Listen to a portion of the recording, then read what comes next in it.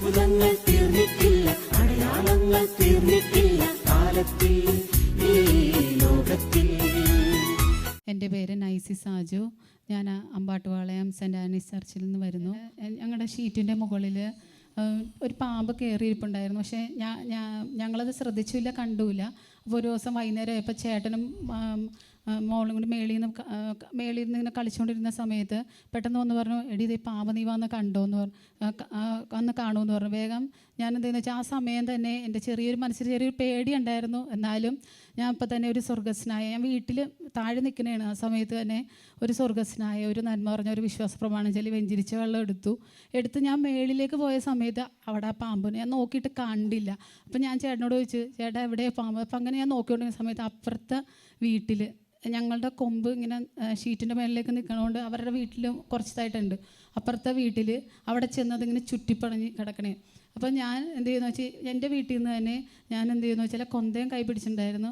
അത് വെഞ്ചരിച്ച വെള്ളം വെച്ചിട്ട് 3 പ്രാവശ്യം ഒരു സ്വർഗസ്നായ ഒരു നന്മ പറഞ്ഞ വിശ്വാസ പ്രമാണം ശരി 3 പ്രാവശ്യം ലൂക്കാ 19 ഇതാ പാമ്പുകളുടെയും തേളുകളുടെയും ശത്രുവിൻ്റെ സകല ശക്തികളുടെയും ഇത് ചവിട്ടി നടക്കാൻ നിങ്ങൾക്ക് അധികാരം നൽകിയിരിക്കുന്നു, ഒന്നും നിങ്ങൾ ഉപദ്രവിക്കില്ല എന്ന് പറഞ്ഞ് 3 പ്രാവശ്യം വെഞ്ചരിച്ച വെള്ളം തളിച്ചു കഴിഞ്ഞ് അപ്പോൾ തളിച്ചിട്ട് ഞാൻ നോക്കുക. എന്നിട്ട് ഞാൻ ഈശോയോട് പറഞ്ഞു, ഈശോയെ ഇത് സംഭവിക്കണമെങ്കിൽ താഴേക്ക് പാമ്പ് ഇറങ്ങി പോകണമെങ്കിൽ ഞാൻ ഇവിടെ വന്ന് സാക്ഷ്യപ്പെടുത്തും എന്ന് ഞാൻ പറഞ്ഞു. ഞാൻ മനസ്സിൽ പ്രാർത്ഥിച്ചുകൊണ്ടിരിക്കുന്നു. അപ്പോൾ എൻ്റെ ചേട്ടനും മോനും എല്ലാവരും അത് കാണുന്നുണ്ടായിരുന്നു.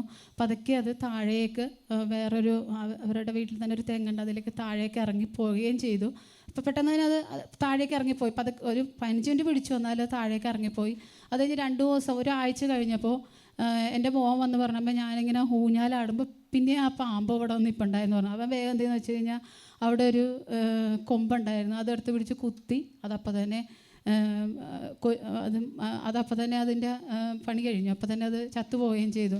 ഇത് ദൈവത്തിൻ്റെ വലിയ അത്ഭുതമാണെന്ന് ഞാൻ വിശ്വസിക്കുന്നു. കാരണം അവനൊരിക്കലും കണ്ടിട്ടില്ല. എൻ്റെ മൂത്ത മോൻ അവിടെ പാമ്പിൻ്റെ കാര്യമൊന്നും കണ്ടിട്ടില്ല. പക്ഷേ അപ്പോൾ തന്നെ അന്ന് മറ്റേ ലൂക്ക 10:11 വചനം വെച്ച് ശാസിച്ച് പ്രാർത്ഥിച്ചതിൻ്റെ ഫലമായിട്ടാണ് ദൈവം ഞങ്ങളുടെ വീട്ടിൽ പിന്നെ വന്നിട്ടും അവൻ്റെ കയ്യിലൂടെ അത്ഭുതം പ്രവർത്തിച്ചത്. ഈശോയ്ക്ക് നന്ദി പറയുന്നു. യേശുവേ സ്വസ്ത്രം, യേശുവേ നന്ദി.